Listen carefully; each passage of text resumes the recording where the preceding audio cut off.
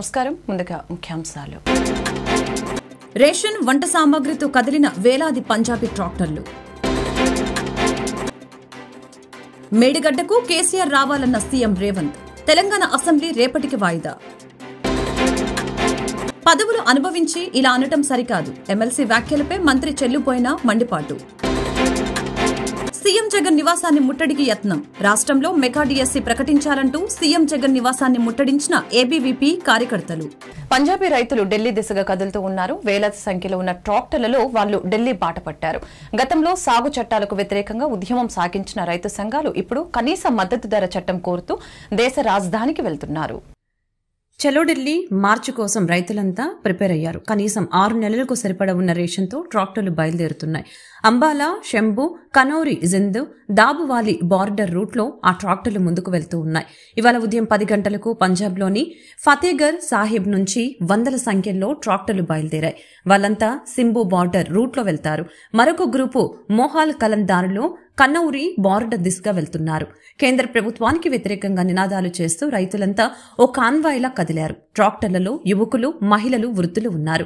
పంజాబీ రైతులను అడ్డుకునేందుకు హర్యానాలో ఉన్న బార్డర్ ప్రదేశాల వద్ద సెక్యూరిటీ పెంచారు. అంబాలా, జింద్, ఫతేహాబాద్, కురుక్షేత్ర, సిర్సా వద్ద బార్డర్లను సీజ్ చేశారు. కాంక్రీట్ బ్లాకులు, ఐరన్ మేకులు, ఇనుప వైర్లను ఫిక్స్ చేశారు. హర్యానాలోని 15 జిల్లాల్లో 144 సెక్షన్ కింద ఆంక్షలు విధించారు. తెలంగాణ అసెంబ్లీ సమావేశాలు ప్రారంభమైన కొద్దిసేపటికి వాయిదా పడ్డాయి. నేడు ఓటాన్ అకౌంటుపై చర్చ జరగాల్సి ఉండగా చర్చను వాయిదా వేసి మేడిగడ్డ పర్యటనకు వెళ్లేలా ప్రభుత్వం ప్లాన్ సిద్దం చేసింది. ఈ క్రమంలో ఈరోజు ఉదయం సభ మొదలైన కాసేపటికే వాయిదా పడింది. ఆపై మోడిగడ్డ సందర్శనకు ఎమ్మెల్యేలు, ఎమ్మెల్సీలతో కలిసి సీఎం రేవంత్ రెడ్డి బయలుదేరి వెళ్లారు. కాళేశ్వరంపై అన్ని రకాలుగా పూర్తిస్థాయి సమీక్ష జరిగిందని మంత్రి శ్రీధర్ తెలిపారు. ఇప్పటికే మంత్రుల బృందం మేడిగడ్డను పరిశీలించిందని, భారీ నష్టం జరిగిందనే అంచనాలతోనే విజిలెన్స్ విచారణకు ఆదేశించామని తెలియజేశారు. మోడిగడ్డకు తాము మాత్రమే కాకుండా బీఆర్ఎస్, బీజేపీ, ఎంఐఎం, సిపిఐ సభ్యులను ఆహ్వానించామని అన్నారు. మోడిగడ్డ నిర్మాణంలో తప్పిదాలు ఉన్నాయని డ్యామ్ సేఫ్టీ అథారిటీ స్పష్టంగా పేర్కొందని తెలిపారు. కాంగ్రెస్ హయాంలో కట్టిన ప్రాజెక్టులు 40-50 ఏళ్లు అవుతున్నా చెక్కు చెదరకుండా ఉన్నాయని చెప్పుకొచ్చారు. గత ప్రభుత్వంలో ప్రజాధనం దుర్వినియోగమైందని విజిలెన్స్ రిపోర్టులో తేలిందని మంత్రి శ్రీధర్ బాబు పేర్కొన్నారు. చెప్పడం జరిగింది అధ్యక్ష.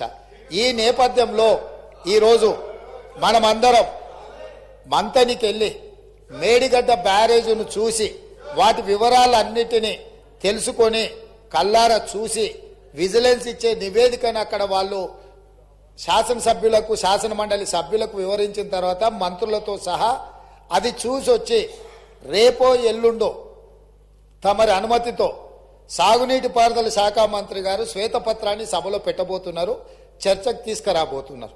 ఆ రోజు వీళ్ళందరూ చర్చించడానికి సభ్యులందరూ కూడా ఈ వాస్తవాలను చూసి, ఈ వాస్తవాల నేపథ్యంలో చర్చ జరగడానికి అవగాహనతో కూడుకున్న చర్చ తెలంగాణ సమాజానికి, తెలంగాణ రైతాంగానికి మేలు జరగాలి, మేలు చెయ్యాలి అనే ఒక సదుద్దేశంతో ఈరోజు ఈ కార్యక్రమాన్ని తీసుకున్నాము. నేను ప్రధాన ప్రతిపక్ష పార్టీ అయిన బీఆర్ఎస్కు, మాజీ ముఖ్యమంత్రి శ్రీ కల్వకుంట్ల చంద్రశేఖరరావు గారికి నా విజ్ఞప్తి, మీరు మీ శాసనసభ్యులు, ఎందుకంటే ఈ అద్భుతం, ఈ మ్యాన్ మేడ్ వండర్ ప్రపంచంలోనే అద్భుతమని ఇక్కడ కాదు, న్యూయార్క్ స్క్వేర్, న్యూయార్క్ టైమ్స్, న్యూయార్క్లో అక్కడ పెద్ద పెద్ద డిస్కవరీ ఛానల్స్ తో పాటు న్యూయార్క్లో కూడా అక్కడ ప్రపంచంలో అద్భుతాలను ప్రదర్శించే దగ్గర కూడా దీన్ని ప్రదర్శించారు. సంతోషం. తమరు ముఖ్యమంత్రిగా ఉన్నప్పుడు తమరి ఆలోచనతో, తమరి అనుభవంతో, తమ ఆదేశాలతో ఈ అద్భుతాన్ని ఆవిష్కరించారు కదా. ఈరోజు ఈ అద్భుతాన్ని తెలంగాణ ప్రజలు ఎన్నుకున్న శాసనసభ్యులు, శాసన మండలి సభ్యులకు చూపించేటప్పుడు వారే ముందుండి, వారే ఏ విధంగా ఈ అద్భుతాన్ని సృష్టించారో, దానికోసం వారు ఎంత శ్రమ పడ్డారో, ఎన్ని రాత్రులు నిద్ర లేకుండా వారు గడిపినరో, వారి అనుభవాలను అన్నిటిని కూడా అక్కడ అందరికీ వివరించి చెప్తే తెలంగాణ సమాజానికి అంతా కూడా ఈ అద్భుతం, అదేంది మన అక్కడ ఉన్నది కదా, మన ఏందన్న ప్రేమకు ప్రతీక ఉంటుంది చూడు, తాజ్ మహల్ అంత అద్భుతాన్ని అక్కడ ఆవిష్కరించింది కాబట్టి కల్లారా చూసి మేము చూస్తే మా చెవులకు అందరికీ వీను విందుగా వారు చెప్పడానికి అవకాశం ఉంది.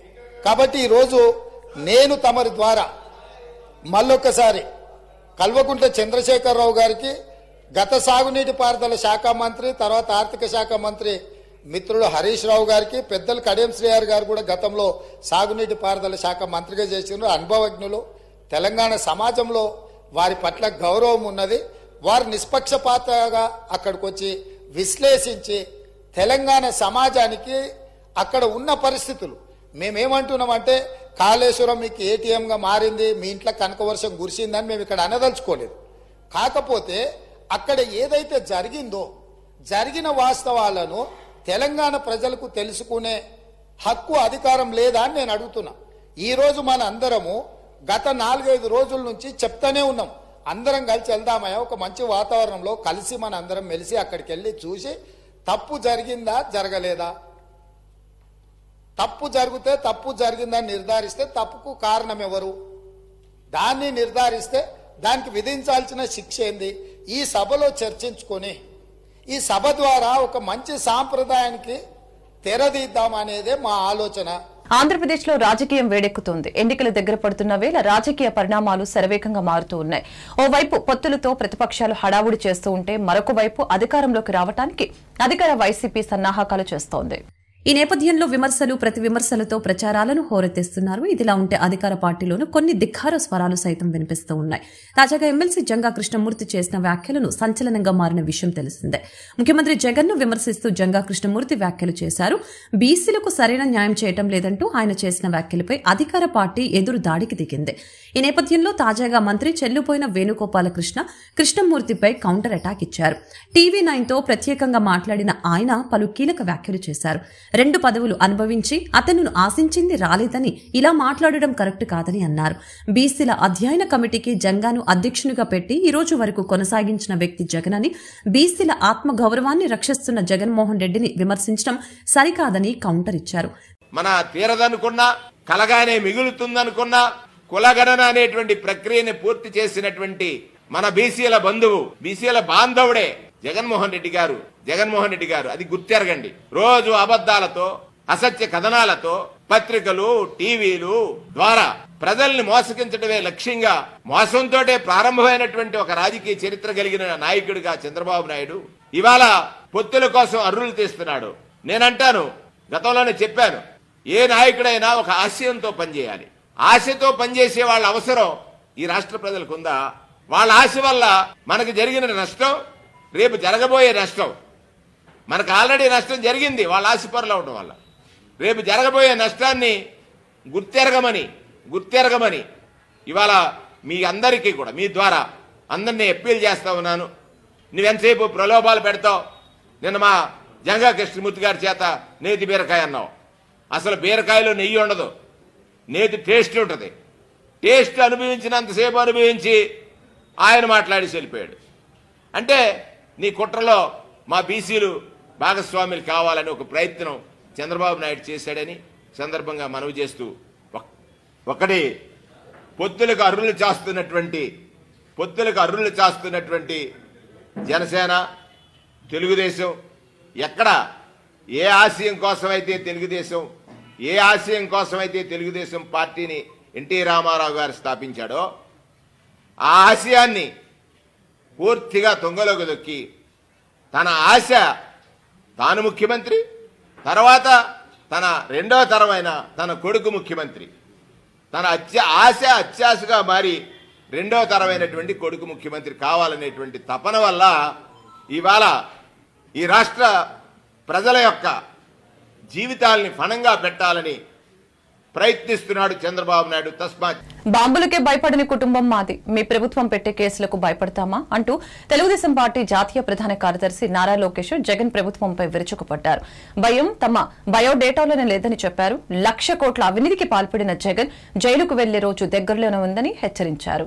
ఉత్తరాంధ్రలోని పాతపట్నంలో జరిగిన శంకరావం సభలో నారా లోకేష్ మాట్లాడారు. శ్రీకాకుళం జిల్లా ప్రజల రక్తంలోనే పౌరుషం ఉందని తెలిపారు. మంచి చేసిన వారిని జీవితాంతం గుర్తు పెట్టుకుంటారని, అన్యాయం చేసిన వారిని ఇక్కడే పాతిపెడతారని, ఆ శక్తి కేవలం శ్రీకాకుళం జిల్లా ప్రజలకు మాత్రమే ఉందని మెచ్చుకున్నారు. జగన్ అంటే ఓ ప్రిజనరీ, చంద్రబాబు అంటే విజనరీ అంటూ నారా లోకేష్ చెప్పారు. జగన్ను చూస్తే ఓ ఖైదీ గుర్తుకు వస్తాడని, చంద్రబాబును చూస్తే విజన్ ఉన్న నాయకుడు కనిపిస్తాడని అన్నారు. ఇటీవల జగన్ మీ బిడ్డ అని అంటున్నాడని చెబుతూ ప్రజలంతా జాగ్రత్తగా ఉండాలని హెచ్చరించారు. మీ బిడ్డ అని ఎందుకు అంటున్నాడంటే, పొరపాటున మళ్లీ గెలిచి అధికారంలోకి వస్తే నేను మీ బిడ్డను కదా, మీ భూమి నాకు ఇచ్చేయండి అంటూ జగన్ గుంజుకుంటాడని లోకేష్ చెప్పారు. ఏటా జాబ్ క్యాలెండర్ ఇస్తామని హామీ ఇచ్చి అధికారంలోకి వచ్చిన జగన్ 5 ఏళ్లు ఆ విషయమే పట్టించుకోకుండా తీరా ఎన్నికల ముందు జాబ్ నోటిఫికేషన్లు ఇస్తున్నాడని చెప్పారు. ఇది నిరుద్యోగులను మభ్యపెట్టడమేనని, మోసపోవద్దంటూ నిరుద్యోగుల్ని లోకేష్ హెచ్చరించారు. లక్షల్లో ఖర్చు చేసి కోచింగ్లు తీసుకుని జాబ్ నోటిఫికేషన్ల కోసం ఎదురు చూస్తున్న నిరుద్యోగ యువత కష్టాలు తనకు తెలుసునని అన్నారు. 1-2 నెలలు ఓపిక పడితే టీడీపీ జనసేన ప్రభుత్వం ఏర్పడుతుందని, అప్పుడు ఏటా జాబ్ క్యాలెండర్ రిలీజ్ చేస్తామని లోకేష్ హామీ ఇచ్చారు. దయచేసి మీరు అధైర్యపడొద్దండి. నాకు తెలుసు మీరు లక్షల రూపాయలు ఖర్చు పెట్టి కోచింగ్ తీసుకుంటున్నారు. ఈ చేతగాని ప్రభుత్వం చేతుల్లో మీరు తీవ్రంగా నష్టపోయారు. నేను చూస్తున్న రాష్ట్ర వ్యాప్తంగా అనేక మంది నిరుద్యోగ యువకులు ఆత్మహత్య చేసుకుంటున్నారు. వాళ్ళందరికీ నేను పిలిపిస్తున్నా, 2 నెలలు ఓపిక పట్టండి. మిమ్మల్ని ఆదుకునే బాధ్యత వ్యక్తిగతంగా నేను తీసుకుంటాను. జగన్ ఒక బిల్డప్ బాబాయ్, అందుకే కోట్ల రూపాయలు ఖర్చు పెట్టి యాత్ర 2 సినిమా తీశాడండి. కానీ ఇప్పుడు అది వైకాపా పార్టీకి అంతిమ యాత్రగా మారిపోయింది. వాళ్ళ సొంత పార్టీ ఎమ్మెల్యేలు టికెట్లు కొంటున్నారు, ప్రజలకి డబ్బులు ఇచ్చి దయచేసి సినిమా చూడండి అంటున్నారు. క్వార్టర్ బాటిల్ కూడా ఇస్తున్నారా స్వామి? అయినా ఎవ్వరు చూసేదానికి సిద్ధంగా లేరు. ఈ బిల్డప్ బాబాయ్ కటింగ్లు గట్టిగా వీక్తాడండి. ఒక సభలో అర్జునుడు అంటాడు, ఇంకో సభలో ఏమో అభిమన్యుడు అంటాడు. ఆయన వాస్తవంగా ఒక సైకో, ఒక భస్మాసురుడు.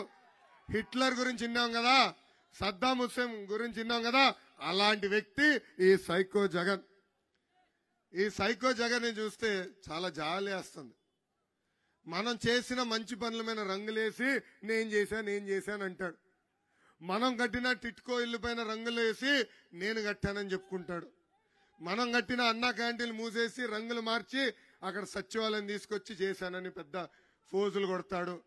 అంతెందుకు, మన భూమి మనం కొనిన తరతరాలుగా మనకు వచ్చిన భూమి పత్రాల పైన కూడా ఆయన ఫోటోలు, ఏకంగా సర్వే పేరులతో రాళ్ళ పైన కూడా ఆయన ఫోటోలు.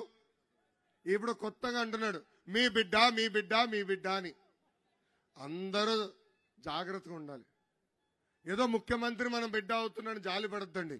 మీ బిడ్డ అని ఎందుకు అంటున్నాడంటే, పొరపాటున ఇంకోసారి ఎన్నికలు గెలిస్తే మీ బిడ్డని కదా, మీ భూమి నాకు ఇవ్వండి అంటాడు. అది ఈరోజు జగన్ పరిస్థితి. చంద్రబాబు గారు లాగా ఏదో మంచి పేరు తీసుకురావాలని ఇమేజ్లు కొట్టాడు, కానీ అది సాధ్యం కాదు. ఎందుకో తెలుసా? జగన్ అంటే ఒక జైల్, బాబు గారంటే ఒక బ్రాండ్. జగన్ ని చూస్తే కోడి కత్తి గుర్తొస్తుంది, అదే బాబు గారిని చూస్తే కియా కార్ గుర్తొస్తుంది. జగన్ ని చూస్తే ఒక ప్రిజనరీ కంపడతాడు, అదే బాబు గారిని చూస్తే ఒక విజనరీ ఈరోజు మనకు కంపడతారు. చంద్రబాబు గారిని అరెస్ట్ చేస్తే మనందరం అధైర్యపడతారు అనుకున్నాడు, కానీ జగన్కి ఒక మాట చెప్పాలనుకున్నా, అసలు భయం మా బయటం లేదు. జగన్ ఏం తప్పు చేయని మా బాబు గారిని 53 రోజులు జైలుకు పంపించావే, 1,00,000 కోట్ల ప్రజాధనాన్ని లూటీ చేసి మీరు తొందరలో జైలుకి వెళ్ళబోతున్నారని ఈ సభాముఖంగా హెచ్చరిక జారీ చేస్తున్నాం. ఇసుక దోపిడీ, మద్యం దోపిడీ, గన్నుల దోపిడీ, ఇంకా రేపో మాపో గాలి పైన కూడా ఎలా డబ్బులు సంపాదించాలని ఆలోచిస్తాడు ఈ జగన్. జగన్గా చెప్తున్నా, బాములకే భయపడిన కుటుంబం మాది. నువ్వు పెట్టే పనికిమాల కేసుల కోసం మేము భయపడతామా? నేను ఎర్ర బుక్కు పట్టుకుని రైతు కంటక పరిపాలన ఏపీలో చూస్తున్నామని వైసీపీ ప్రభుత్వంపై బీజేపీ రాష్ట్ర అధ్యక్షురాలు దగ్గుపాటి పురంధేశ్వరి నిప్పులు చెరిగారు. ఏపీ కౌలు రైతుల ఆత్మహత్యల్లో 2వ స్థానంలో ఉందని చెప్పారు. వ్యవసాయ ఉత్పాదక తగ్గిపోయి నైరాశ్యం పెరిగిపోతే మీది రైతు పక్షపాత ప్రభుత్వం ఎలా అవుతుందని ప్రశ్నించారు.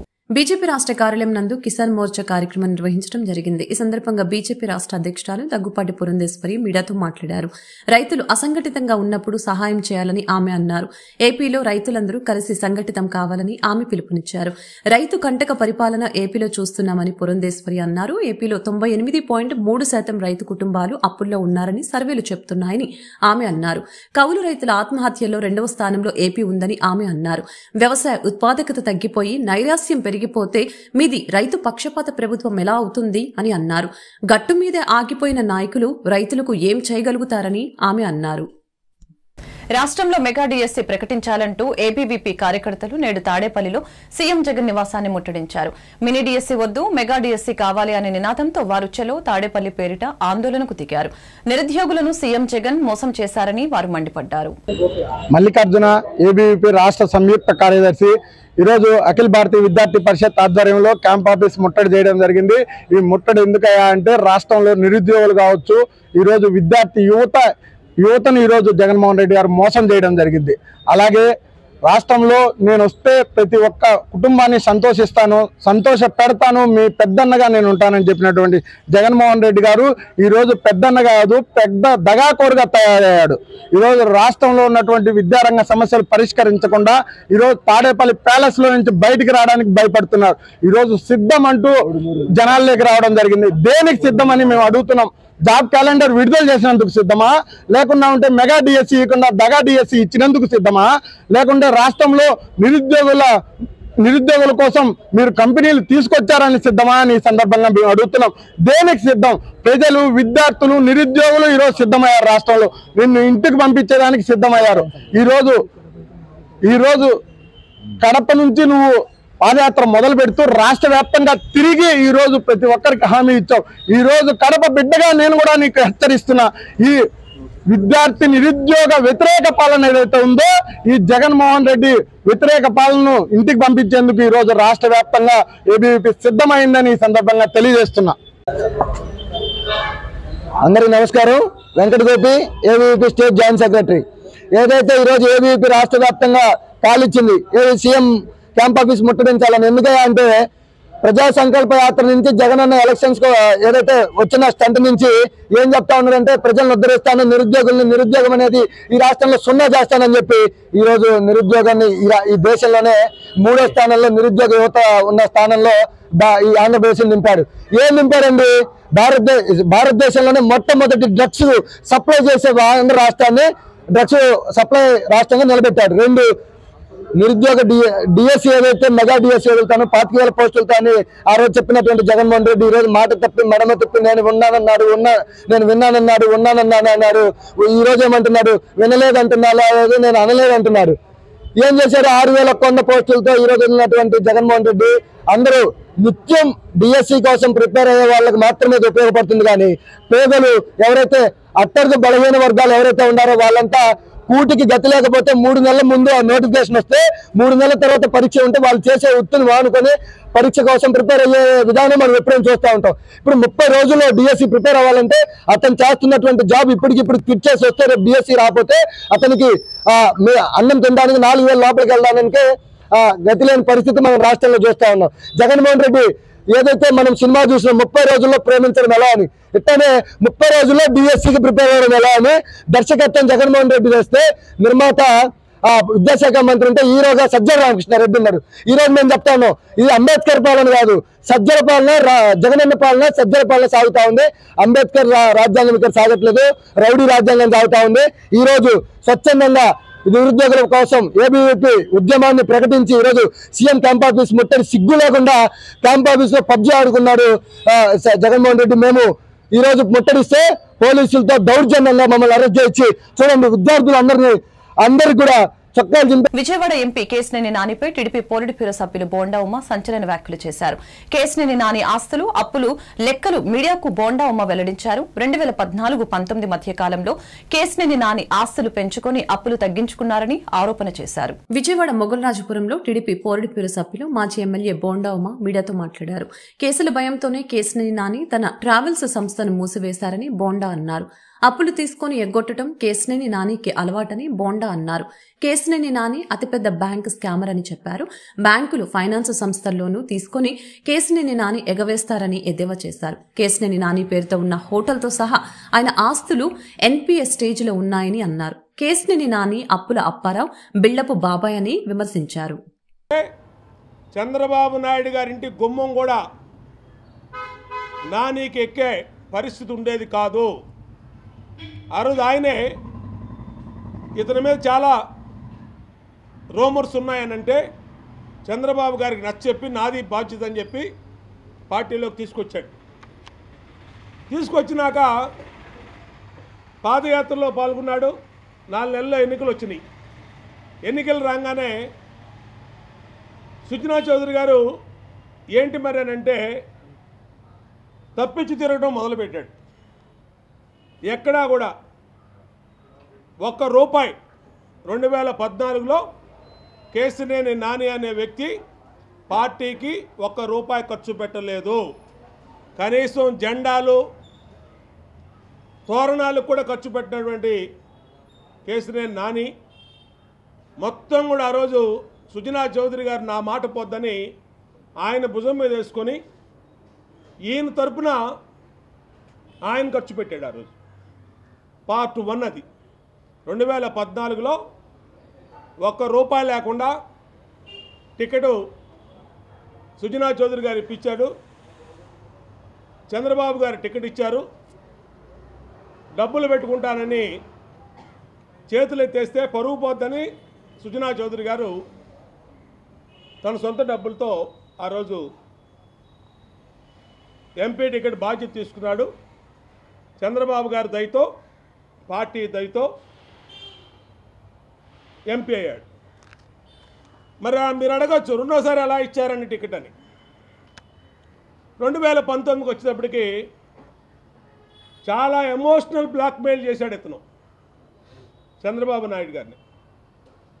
నేను నా వ్యాపారాలు మూసేశాను, దిక్కుతోచిన స్థితిలో ఉన్నాను, ఇప్పుడు మీరు కనుక టికెట్ ఇవ్వకపోతే నేను నా కుటుంబం ఆత్మహత్య తప్పితే నాకు వేరే పరిస్థితి లేదు అని ఎమోషనల్ బ్లాక్మెయిల్ చేస్తే ఆ రోజు లోకేష్ గారు కాపాడారు. చంద్రబాబు గారికి చెప్పి సరేనండి ఇలాగా ఇద్దామనంటే అప్పటికే ఇతని మీద ఉన్న కేసులు, ఇతను చేసిన భాగవతాలు అన్నీ బయటకు వచ్చినాయి. సరే అని చెప్పి నేను కోర్టులో తేల్చుకుంటున్నానండి, కోర్టులో ఉన్నాయని న్యాయస్థానాల్లో. ప్రతి ఇంటిలో త్రాగునీటి శాంపిల్స్ తీయాలని పురపాలక కమిషనర్ బి లత్కర్ అధికారుల్ని ఆదేశించారు. కమిషనర్ కీర్తి ఇతర అధికారులతో కలిసి లత్కర్ శారదా కాలనీలో పర్యటించారు. కాలనీలోని రిజర్వాయర్ అర్బన్ హెల్త్ సెంటర్ ను సందర్శించారు. పైప్ లైన్లను పూర్తి స్థాయిలో తనిఖీ చేయాలని ఆదేశించారు. త్రాగునీటి సరఫరాలో క్లోరిన్ తగు మోతాదులో ఉండేలా చూడాలని తెలియజేశారు. అవసరమైతే అదనపు సిబ్బంది మరియు తగినన్ని మందులు అందుబాటులో ఉండాలని తెలియజేశారు. టైంపాస్ రాజకీయాలు చేస్తుందంటూ వైఎస్ షర్మిలపై మంత్రి రోజా ఆగ్రహం వ్యక్తం చేశారు. షర్మిల మాట్లాడే ప్రతి మాట కూడా చంద్రబాబు స్క్రిప్టేనని చురుకలంటించారు.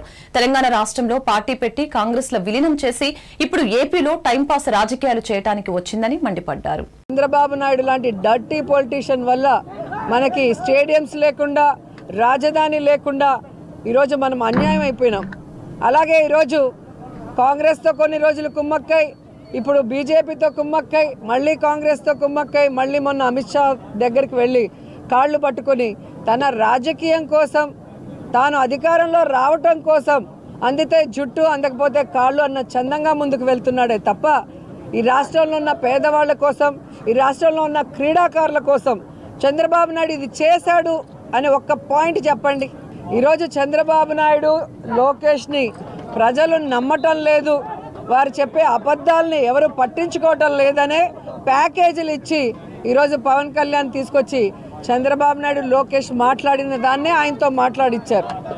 పవన్ కళ్యాణ్ చెప్పింది కూడా విని విని బోర్ అయిపోయి అతనికి క్రెడిబిలిటీ లేకుండా పోయిందని ఇప్పుడు షర్మిలమ్మని తీసుకొచ్చి ఆవిడతో కూడా అదే స్క్రిప్ట్ మాట్లాడిస్తున్నారు. అండ్ ఈరోజు మీరు చూస్తే షర్మిల గారికి తెలంగాణ బిడ్డని, తెలంగాణ ప్రజల కోసం జీవితాంతం సర్వీస్ చేస్తానని వైఎస్ఆర్ తెలంగాణ పార్టీ పెట్టినావిడ ఈరోజు ఆ పార్టీని గాలికి వదిలేసి ఆంధ్రప్రదేశ్కి వచ్చి ఇక్కడ జగనన్నను తిట్టాల్సిన అవసరం ఏమొచ్చిందో ఒకసారి మీ అందరూ కూడా ఆలోచించాలి. వార్తలు ముగించే ముందు ముఖ్యాంశాలు మరొకసారి. రేషన్ వంట సామాగ్రితో కదిలిన వేలాది పంజాబీ ట్రాక్టర్లు. మేడిగడ్డకు కేసీఆర్ రావాలన్న సీఎం రేవంత్. తెలంగాణ అసెంబ్లీ రేపటికి వాయిదా. పదవులు అనుభవించి ఇలా అనటం సరికాదు. ఎమ్మెల్సీ వ్యాఖ్యలపై మంత్రి చెల్లుపోయిన మండిపాటు.